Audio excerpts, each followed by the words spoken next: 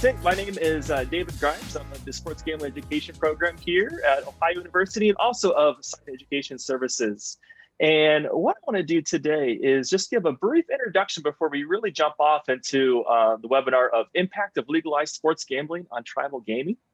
And what I'll do is introduce our fantastic panelists here today. We have such a great group here with lots of knowledge, a lot of interesting perspectives. And first up, I want to introduce, going down the panelist list here, is going to be Brendan. And Brendan Bussman, he's the partner and director of government affairs at Global Market Advisors. And there he focuses on assisting clients on the complex issues that they face in the gaming, entertainment, sports, and hospitality industries. And as a consultant, he currently works with tribal communities, but is a jack of all trades when it comes to the various fields. Brendan's gaming and hospitality experience includes Las Vegas Sands Corporation, where he served as the Director of Government Relations and Community Development. And he always has great articles in various publications about the sports gambling industry. So if you Google his name, he has lots of great inside information and lots of great perspectives and articles in different magazines and online writings. Next up, we have Rebecca George. Rebecca hails from the Squamish and the Squamish people located in the Washington State on the Kitsap Peninsula. And she serves as the executive director of the Washington Indian Gaming Association. That's the WIGA. In her current role, Rebecca works on federal and state policy issues impacting 25 tribal governments in Washington State. So thank you, Rebecca, for joining us today. Third on the panelist is Jim Wise.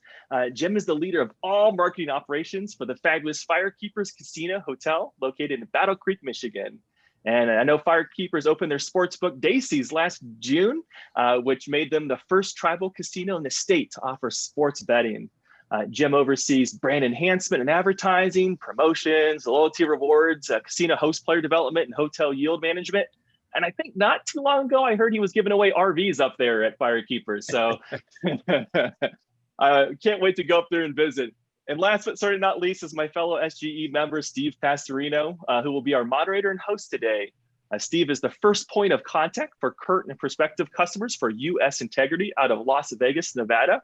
He leads sales and customer relationship management, new partnerships, and guides long-term growth efforts. Now, he's been a guest lecturer and a subject matter expert in Ohio University's 3-course sports gambling education program. That's sportsgamblingeducation.com. But I'm super excited to have him and all our guests here today to dive into the impact of sports gambling and tribal gaming. And Steve, are you ready to roll? Ready, let's go. Okay. Excellent. Well, thank you, David, for that introduction. Thank you, Jim, Brendan, Rebecca, for joining us today. Brendan and I are out here in Las Vegas, Nevada, picture perfect spring day. I think we're all recovering from a little bit of March Madness and some amazing basketball that we've seen. Jim taking some time away from his personal time off this week to join us. Thank you, Jim, and then Rebecca up in the Northwest in Washington State. We look forward to hearing from you. I think this is about the 12th webinar that US Integrity Sports Gambling Education and Ohio University with Siena Education Services have hosted over the last year. But the very first one that we want to dive in on tribal gaming. And I think from Jim, we'll get a lot of perspective what's happening in the upper Midwest of the US, from Rebecca on the West Coast.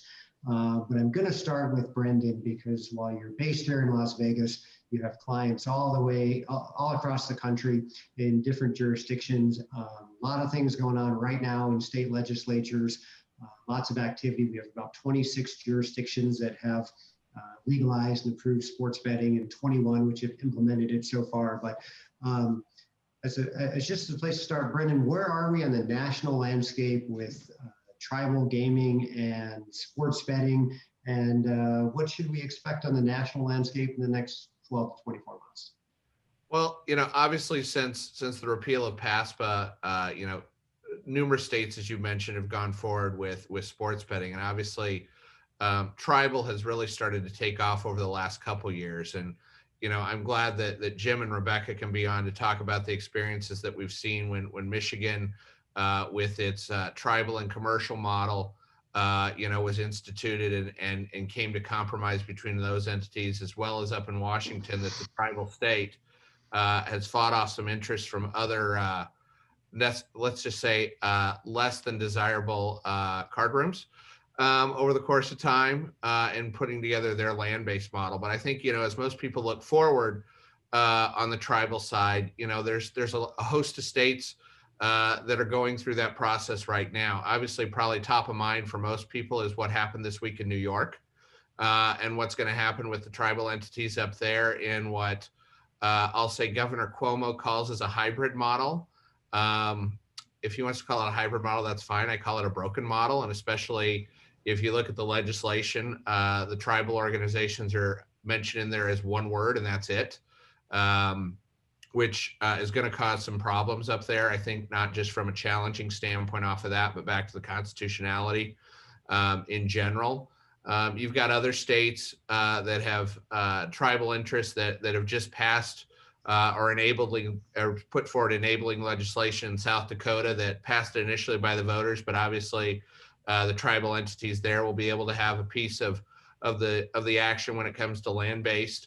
Wyoming just passed a mobile-only bill, which I know the tribes there have an interest in participating. You have other states like Arizona and Connecticut that are going through those conversations from a tribal standpoint. And obviously, we even saw some flurry of activity in what may or may not happen in Florida yet this year. And those are obviously the most immediate. We've got some longer term things in what you may see in Minnesota and Oklahoma and Wisconsin. But, definitely tribal sports betting is definitely, just taking off and heading in the right direction. Obviously, I'm sure we get into a lot of those states, of course, I'm in today's discussion, but I see it just hitting, starting to take off and figure out what models are going to work in each of our states with regard to tribal gaming.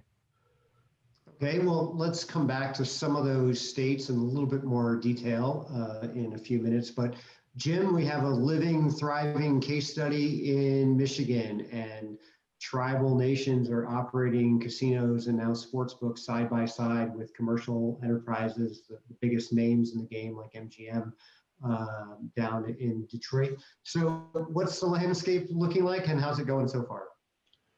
Well, I think for tribes, the key issues include things like what is going to work best for them in particular. So by that, if a tribe says, listen, I just want to get to market, then an association with a national brand may make a whole lot of sense. But I think the rub to that is going to be the tribe is going to have to get comfortable accepting a very small piece of that overall pie, a much different scenario under which they currently operate.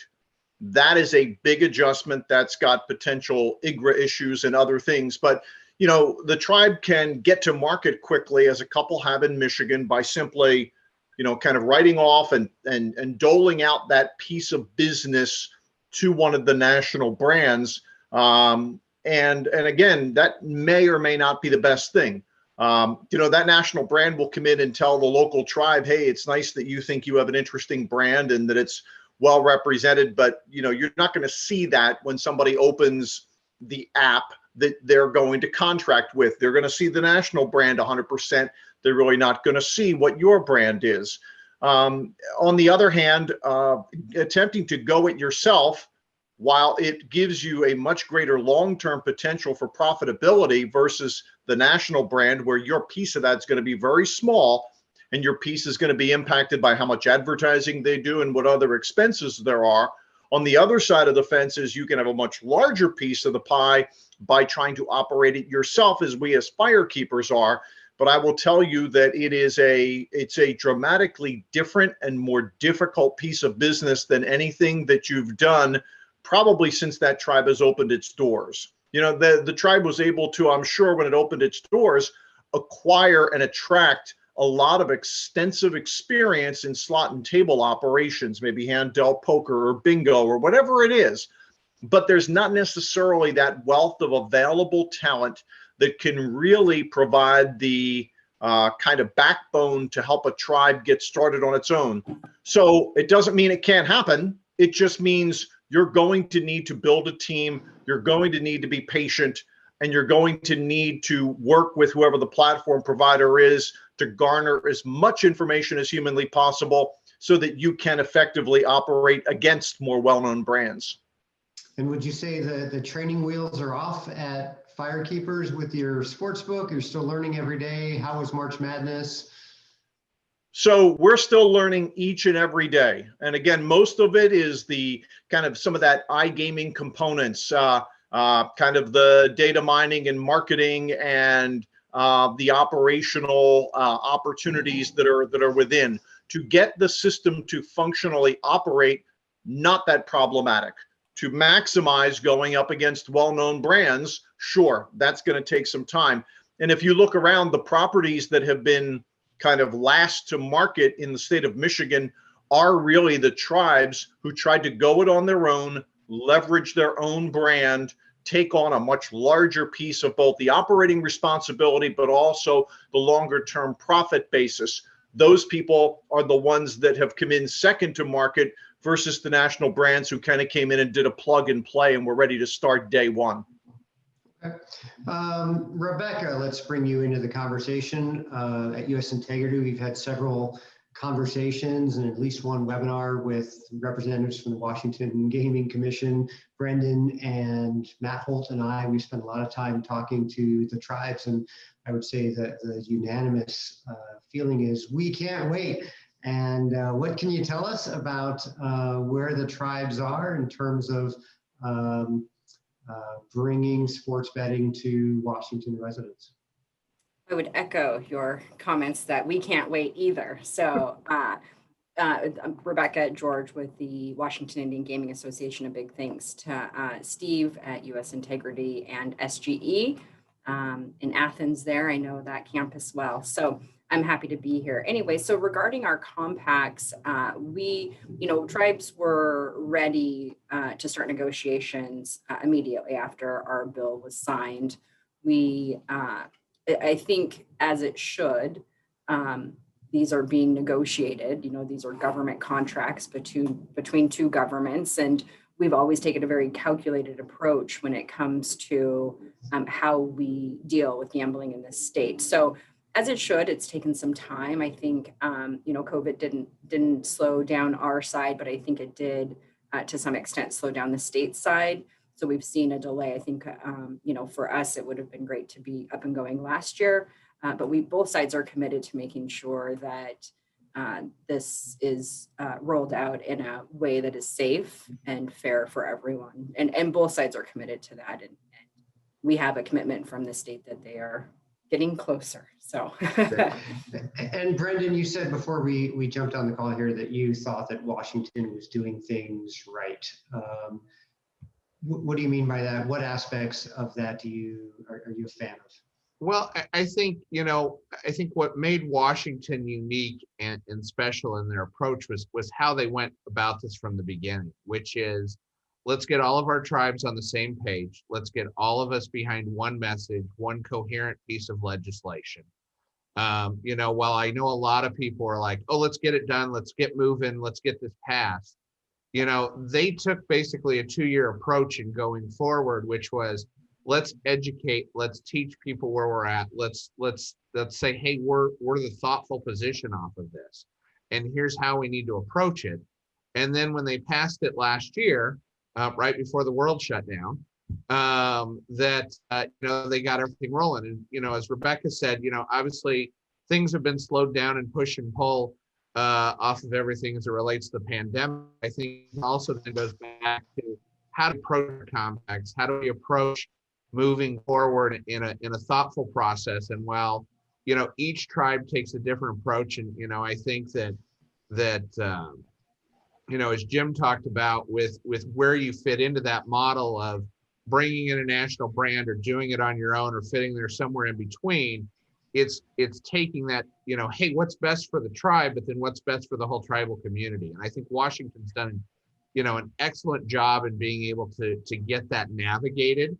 And as you look at other states going forward that are largely dominant tribal states, they're going through that process now to try to figure out how they can go forward and make this work in a meaningful way for their organizations and their nations. And then Rebecca, for any of our attendees today who haven't spent time in Washington, talk about the casinos that are potentially hosting this. Like I can think off the top of my head, you've got really large scale modern resort hotels by the metro areas, Emerald Queen between Seattle and Tacoma, Northern Quest and Spokane, Ilani down in the Portland suburbs. And then you also have smaller tribal casinos located in rural areas and basically all across the state. Take us through what the experience is going to be like when you can place a bet inside one of those sports books at one of those resorts and casinos. Sure. So I think similarly to what we're hearing from Jim and Brandon, that it's going to be, we're going to see sort of, I think of three different options, right? So the plug and play, something in the middle, and then where the tribe takes that risk themselves. And so I think that we will see some sort of each of those models here in the state. And every tribe at this point is still evaluating what are the needs, what are the needs of the community, and what are the bettors that will come in for this. I think of a tribe like mine, we're pretty rural, that maybe kiosks make the best sense for us, where others will have full-blown sports books. So I think it's really going to depend on the market and the demand. And so I think we'll see across the board. And I think it's possible that some tribes may not take the risk. So I think each tribe will decide as we go, and some will wait to watch the market before they hop in. Jim, one of the unique characteristics of these tribal nations is that the nations have their own gaming commissions. So can you just sort of walk us through how is that different from MGM, again, down in Detroit, reporting to the Michigan Gaming Commission versus the FireKeepers sportsbook basically being overseen by the tribal gaming commission? Right. So until we went to iGaming, our only relationship or interaction with Michigan Gaming Control Board was really when they came in at year end to audit our numbers to ensure that our compact contributions were correct. Otherwise, we didn't do anything from a licensing or an operations or a promotions approval. You name it, we do everything with the Nottawasepi Huron Band of the Potawatomi Gaming Commission. That obviously changes as soon as you go to iGaming. That whole paradigm changes because the rule is where the wager is made from is what determines location. So because of that, we have now kind of a dual direction where, yes, if you're a vendor and I have a deal with US Integrity, you have to be both a Michigan gaming approved vendor and you have to be a FireKeepers approved vendor. Now, our paperwork, thankfully, is a fraction of the state's. So when I send that to a vendor, they generally are very pleased and respond favorably because we do not go to the depths of some of the states do. But it has created kind of a duopoly of responsibility that we never really had before from an operational standpoint. And again, our on-premises had nothing to do with the state, obviously, because it's just that, it's on premises. So when we went through the process to open, and we opened last June the 22nd, we did that exclusively through our own gaming commission. And to go back to Rebecca's point quickly, we're a rather large facility. When we're fully operational and we're not in a COVID restriction, we have close to 3,000 slot machines, 70 table games, 24 table poker room, et cetera, et cetera. We did it. We took what was a kind of a tap house sports bar and built the sports book kind of as a part of that. I think the age-old Vegas huge cavernous building, really from a technology standpoint of iGaming, and then also because of the fact that a tribe doesn't want to, it's not productive spend to build this big cavernous space. But we built a nice we built 3 live windows, and we have about 14 kiosks. And last year, before the state had any iGaming, we were able to run, for example, a busy pro football season off of that. It was busy, which was great, but we were able to handle it with those 3 live windows and the 14 kiosks. I would also say, to credit to my team, we pretty much learned the on-premises gaming operation from systems to equipment ourselves, because that was during the worst of the COVID time. when we were even shut down operationally. So we learned everything from a Zoom meeting, in many cases with people training us who were from Europe, a variety of different countries in Europe.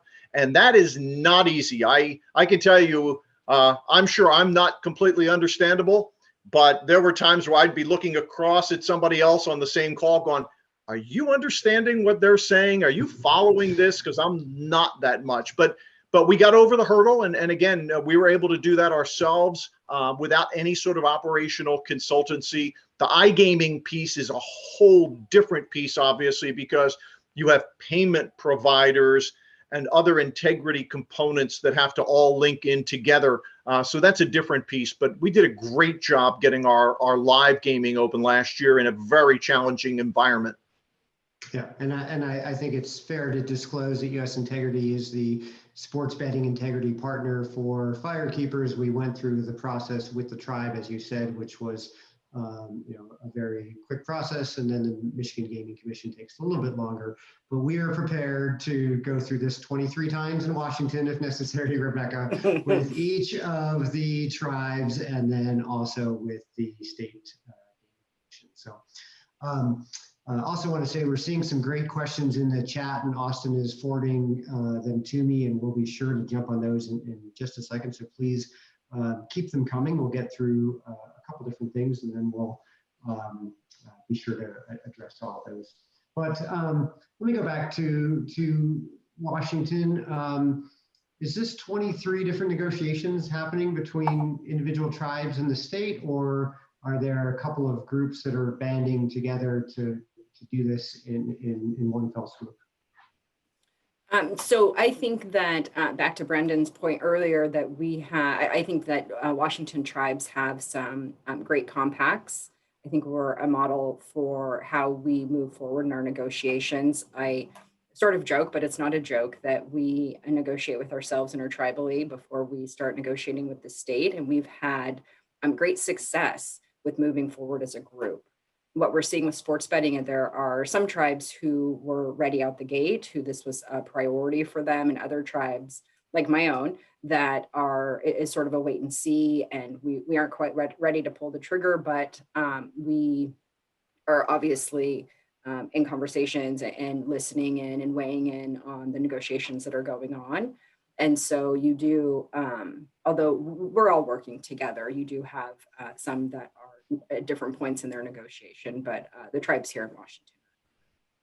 Okay.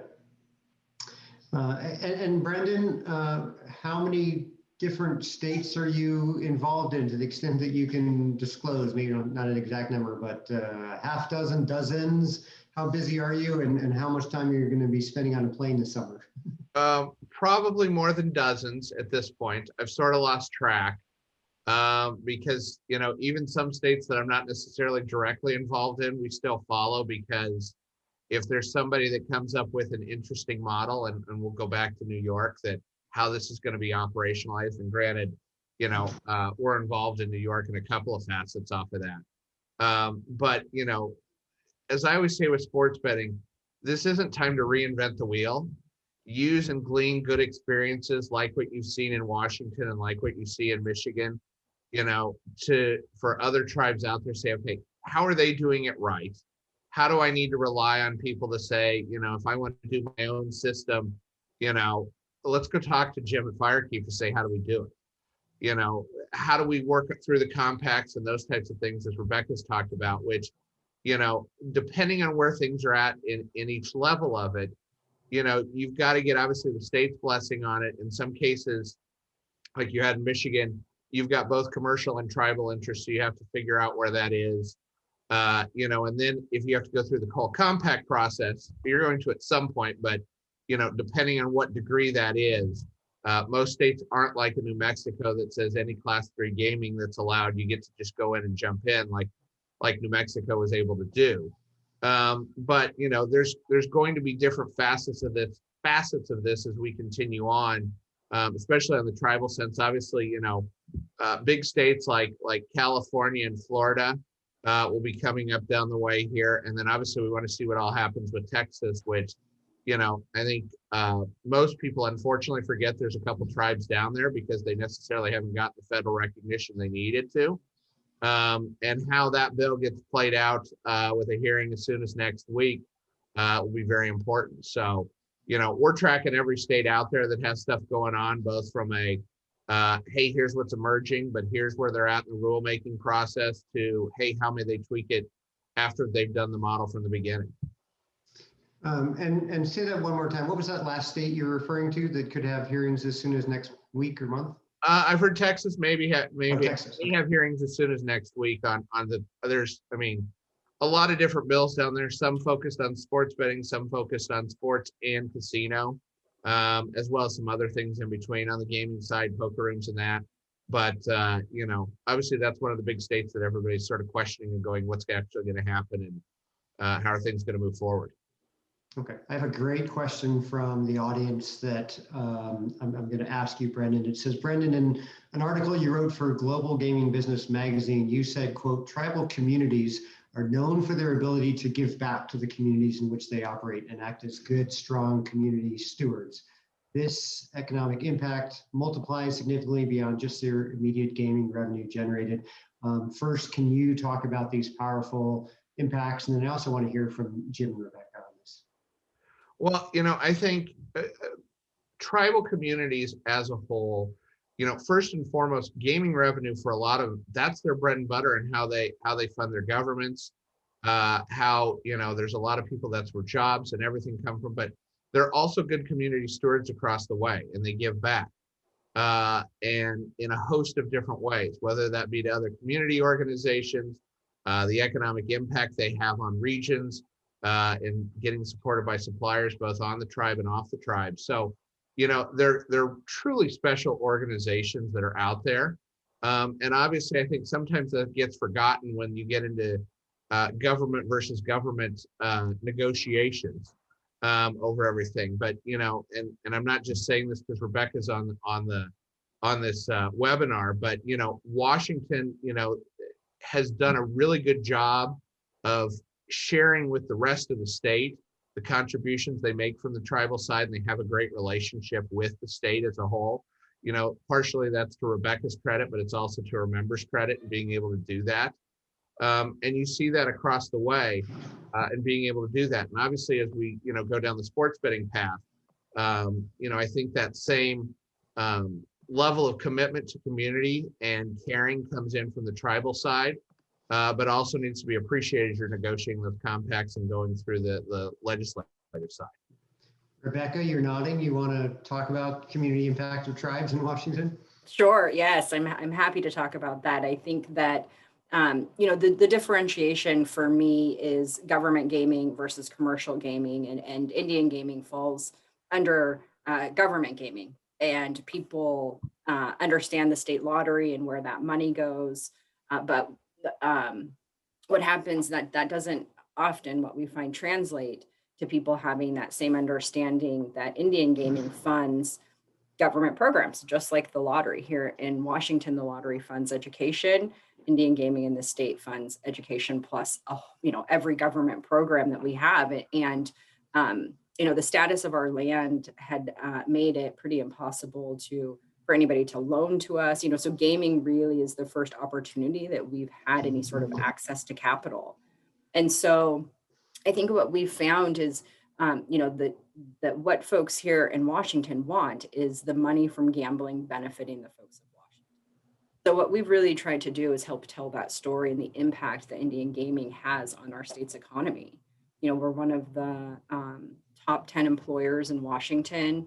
We, you know, create, you know, hundreds of millions of dollars in tax benefits and billions of dollars into our state's economy. And I think for me, one way to really look at it is that this money, you know, there's not a lot of activity or opportunity for purchasing on Indian reservations. And so what you find is this money will quickly cycle through our government before then it hits the state economy. And so really the benefit is twofold. So we are, you know, at the local level, helping really most often rural and poor communities.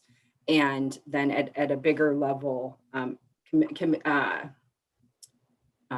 contributing to the state's economy. So I think it's just a really important story to tell. You know, we're not about bottom lines.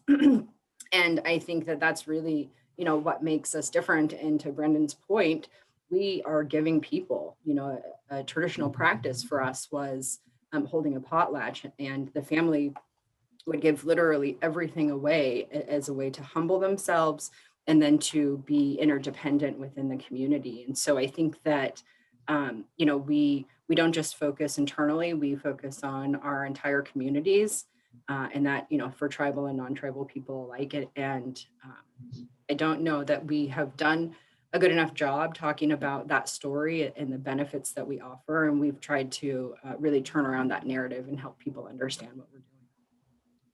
Awesome, great answer. And Jim, I've seen on the FireKeepers social media threads your annual big check presentations. You're voted one of the best employers in Central Michigan. Clearly, there's a great connection between the tribe and the Central Michigan community. Anything you want to add? You know what, I'll make this clear and concise. I've been in gaming for over 30 years, and I'd prefer you don't make me have to identify exactly how many. And I've worked in multiple tribes and commercial casinos, and I've never seen a tribe like the Nottawasepi Huron Band of the Potawatomi. They do everything technically that they're supposed to do from a check writing standpoint. As part of our compact, we just sent out almost $20 million last week between state and then a local revenue sharing board, who then reinvests that money back into schools, fire departments, other projects in our local region. But way above and beyond that, they went into downtown Battle Creek off of tribal casino land entirely in a really economically challenged neighborhood, bought up an old firehouse, turned it into an active restaurant that part of town desperately needs. And then the back area of the restaurant turned that into a food pantry. The restaurant's closed on Mondays, and hundreds of families come out on Mondays and get food in a process through the South Michigan Food Bank to be able to feed people in our neighborhood who are so food challenged at any time, but certainly especially now in COVID time. And then as another part of that, they took a large swath of tribal land, and of course all tribes respect for Mother Earth. They have actually built greenhouses where 24/7, 365, even in the worst Michigan winter day, they're growing vegetables and putting free salad bars into area schools as part, again, the tribe's concern for the community. So they do what they're supposed to do. And then they go way above that, not by writing a check, but by actually getting their hands dirty and really driving us and encouraging us and supporting us when the management and staff want to get involved in projects in the community. So I couldn't be prouder of the work they've done. I think it needs to be recognized nationally. And when tribes want to see really how to make an impact in their community, I think NHBP is a great place to focus on. Nice. I think for a lot of our listeners who are and attendees who are used to us breaking down betting lines and point spreads and talking about handle and all these technical terms, are like, what happened to sports gambling education? But I think this is really important. And I think it's a really clear differentiation between commercial gaming and tribal gaming. And if our attendees take one thing away from this today, I think it's to your point, Jim, Rebecca, and Brendan, all of you very well said. This is really part of the livelihood of all these different sovereign nations and the communities that they work with. Let's talk a little bit about geography. Washington, Rebecca, how much are you paying attention to what's going on in Idaho, Oregon, and in Western Canada? Or as far as you're concerned, are you just happy to take all the guests you can get from Portland, Coeur d'Alene, and Vancouver, Canada, to come place bets once your sports books are up and running? Well, we work closely with our neighboring states to track what's happening in their state as well as what's happening here.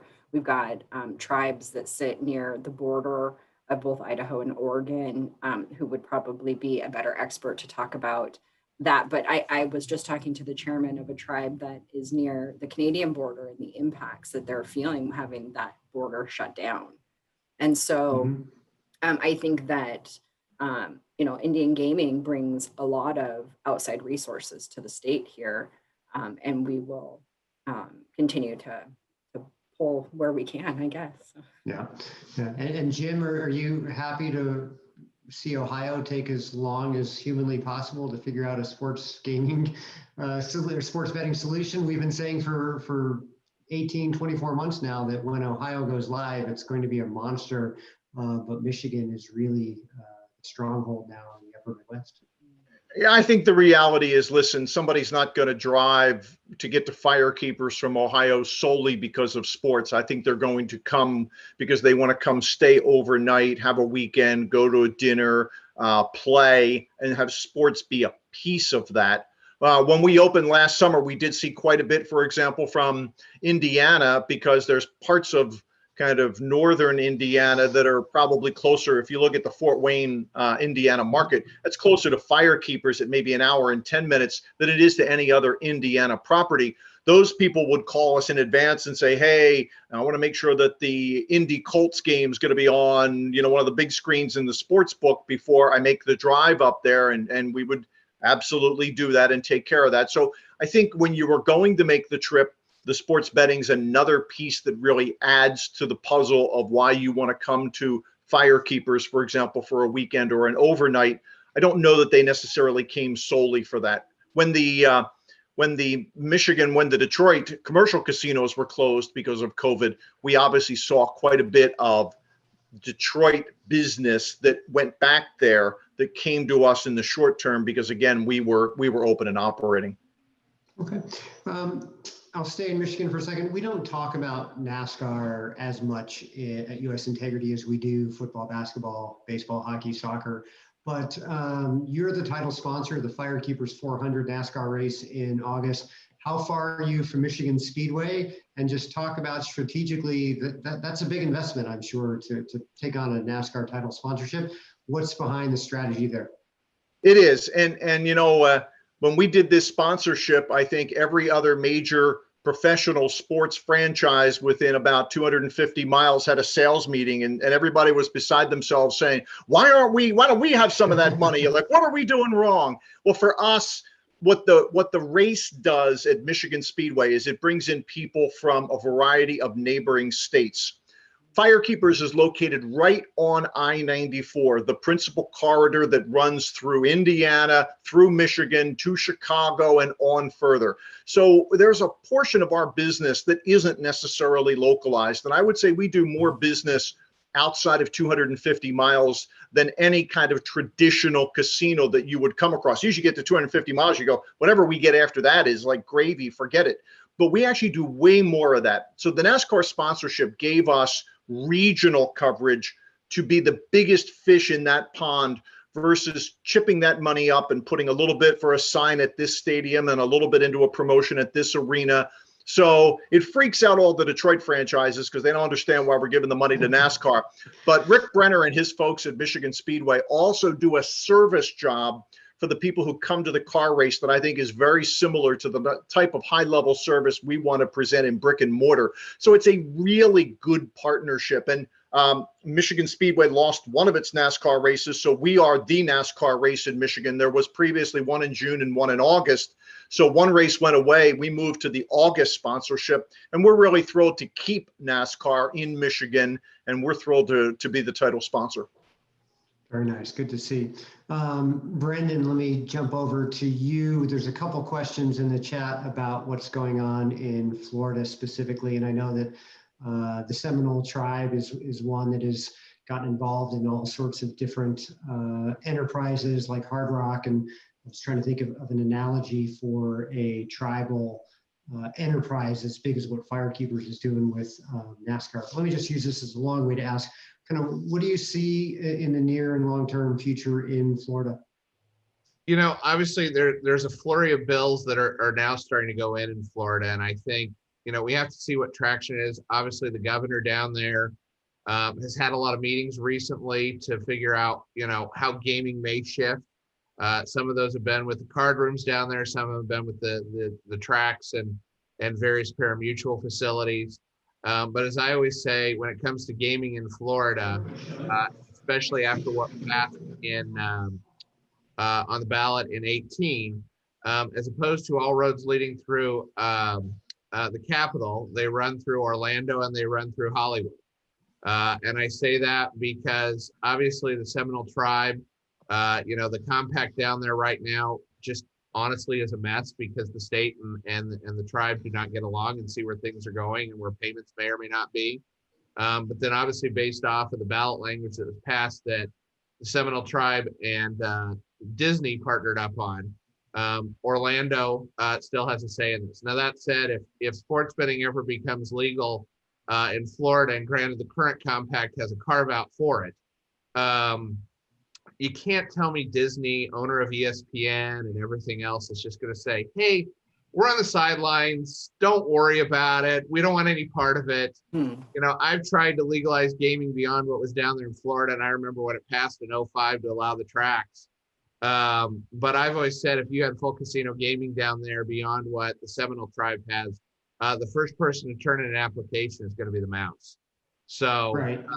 It's a mess down there. You've got a lot of stakeholders. I know the governor wants to get something done. I know the stakeholders outside of the tribe would like to get something done, but you got to figure out where you're at with the compact and get that done overall and it work for everybody. So it's a little bit of a challenge to get on the same table to come to some sort of conclusion. So, wait and see. But hopefully, at some point, something pops. So if we see construction on a sports book at Epcot or downtown Disney, then we'll know that it's really happening. Yes, if you see the ears and sports book underneath it, it's a done deal. Yeah, the two O's in sports book, they could be the mouse ears. And yeah, and no, we'll absolutely. I'm sure Disney would love that. Absolutely. Good. While I've got you, we knew this would happen. Lots of questions. Connecticut, give us the update. We understand we will be betting on sports in Connecticut sooner than later. Obviously, I think sooner rather than later is good. A good analogy. Out of all the times I've watched gaming hearings in Connecticut, which has been for way too many years, it seems like it's Groundhog's Day that you have the same hearing every year. This year, though, was different because you actually had the governor presenting a plan. Now, granted, it was a little bit of a conundrum, if you want to call it, because you had the Mohegan tribe that had signed on to the governor's plan, but our friends at Foxwood hadn't yet. But now you have that cohesively together. So now it's just getting it through the legislative process to make it work. But, I'm pretty optimistic that Connecticut can get things moving in a very meaningful way. And hopefully they have wagering by this fall, along with, Michigan that's already going and Washington that'll be there by then. Yeah. And then another question in our chat, staying in that part of the country again, going back to New York again. I've said sort of off the cuff that the whole debate in New York is really not about sports betting, but it's who's going to build the first casino in Manhattan. And the question actually was, does legalization of sports betting in New York help the case for the Shinnecock tribe to get their much deserved Long Island casino in the near future? Do you know much about that specific instance? So I know obviously in New York, let me focus first on that and then I'll go to the broader scale. I know the Shinnecock tribe, as recently as probably the last 2 or 3 weeks, I think it is basically said they're going to move forward with one site to get that going. Obviously, there's going to be probably some more community opposition, so probably a little small, but I know they've tried to get that rolling, but I think then they've developed a site and plan and moving forward to do that. But obviously that goes to a greater thing of what do downstate casinos look like, as you mentioned, what was recently passed by the legislature there was to somewhat lift the moratorium on the downstate casinos. There's 3 available licenses that technically expire in 2023 that you can start that process. The current legislation that obviously included mobile sports betting allowed for an RFI process. As I say with an RFI process, I think it was more of a delay tactic by Cuomo to say, hey, I'm in control of this, as opposed to some of the proposals to make the city in charge of it a little bit more. because I don't know how open and upfront somebody's going to be about what they may or may not do as part of any license, because it's going to be a very competitive process, one of the probably most competitive that are out there. And it I guess it further shows that their statewide study they did was pretty much fell on the doorstep, and that's about all that it was worth over the course of time. But I think the bigger question when it comes to New York is how the sports betting process for mobile sports betting is going to work, especially with the commercial and the tribal entities. The current bill that passed allowed for 2 platforms, which I think everybody's trying to figure out what a platform is and what that may or may not be. A $25 million license fee associated with that. The thought is each platform would get 2 skins. So, if you're a platform, pick your best dance partners and see who's going to the prom over everything, and let the state decide. And it's going to be basically highest bidder wins. And if you're number 2 and your bid's 5%, 10% under tax rate, if you want to play, you've got to go up to wherever the top bid is, because everybody's going to pay the same rate. So while the bill calls for a tax rate of anything greater than 12%, I think most people assume the bidding probably starts at 50. 50. 50, yes, 50. Yeah, well, it'll be an expensive proposition for bettors. Hate to see what the actual odds are going to look like when the casino has to think about what they need to make back off of every bet in terms of VIC. Yeah, well, and I think the other thing to that point is, people want competition. And while the bill says, a minimum of 4, operators in that, what does that look like beyond? Because, if you're trying to get everybody on 1 to 2 platforms, not everybody drives the star in the business. I mean, as Jim attest to, what they're driving for sports betting and FireKeepers is not what their friends at MGM down in Detroit are doing. As Rebecca will see, when Washington goes live, everybody is going to have their own platform out there.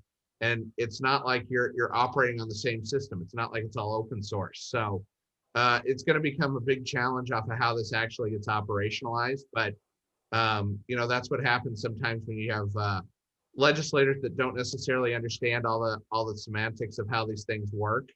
And they figure out how to operationalize it after you pass. So sometimes you don't know what's in the bill until you pass it. Yeah. Great. We've got a couple more minutes. Last couple questions, and please, to our audience, if you have them, please get them in now, and we'll try and get to as many as possible. Many of the individuals who've gone through our sports gambling education program in conjunction with Ohio University, some are young people trying to get into the industry. Some are industry veterans looking to transition out of traditional casino gaming and into sports betting. Others are vendors and suppliers. Is getting into the tribal gaming business in some way, shape, or form, employee, vendor, supplier, license holder, whatever it may be, any different from somebody who wants to get into commercial gaming? And as a service to those who are watching today, any suggestions you might give in terms of best places to start, conferences to attend, knowledge to gain after you've gotten the sports gaming education certificate through us, of course, but any advice for you guys on the outside looking in? Well, I think one thing everybody needs to do is really interview everybody and learn and ask a lot of questions, because there's so many different ways, again, than you can go about this. I think one of the other things to recognize is if you're going to partner with somebody, you have to understand that a lot of these companies don't have the largest staffs in the world. And right now they're busy going into Connecticut and Michigan and all these other states. And they've just picked up maybe an extra skin in this state. And, oh, wait a minute, Florida is going to do something. So they don't always have the largest amount of staff to truly work with you. And you think you're going to get this core of people who are going to carry you through day by day by day and bring you to the finish line. And it is not as easy as that. So I think there's a lot of learning. Again, I would understand the functional sides of payment providers and how the role that all these payment providers play into the process, to make sure that they understand, based on your compact and your state's rules, where are those games going to be housed? Is somebody going to be able to put a warehouse in a certain geographical part of the state and then be able to feed those games out to all of the interested entities in the state that's interested in running them? So there's a lot of learning. There's a lot of different completely disjointed pieces, a lot of obvious regulatory. Somebody could walk up to the sports book with X amount of dollars and trigger a whole series of KYC issues that we would carry out. In online, all that is obviously invisible. All those KYC processes have to take place, and all of the painstaking care to make sure that the business integrity is represented has to be fully enforced. And that's not any small piece at all. So understand that there are several completely divergent pieces of this. You have to learn each and every one in order to really be effective. And that takes some time. You can't go to any singular conference unless it's about a month long and really learn everything you need to know in order to truly have the confidence to be able to talk the talk and get ready to operate. Rebecca, let me ask you the question in a different way. Which skill set do you think is most important to having success in the industry? Is it a law degree, a marketing degree, technology, computer technology and data analytical abilities, or down home, old-fashioned customer service skills? Like, which of those four or another is the most important attribute in gaming right now? Well, I would say all of them. Especially in Indian gaming, each and every one of those that you listed, I was like, yep. We those are important to me. So I think in Indian country, it's such a unique place. It's dealing with sort of like a country within a country, if you will.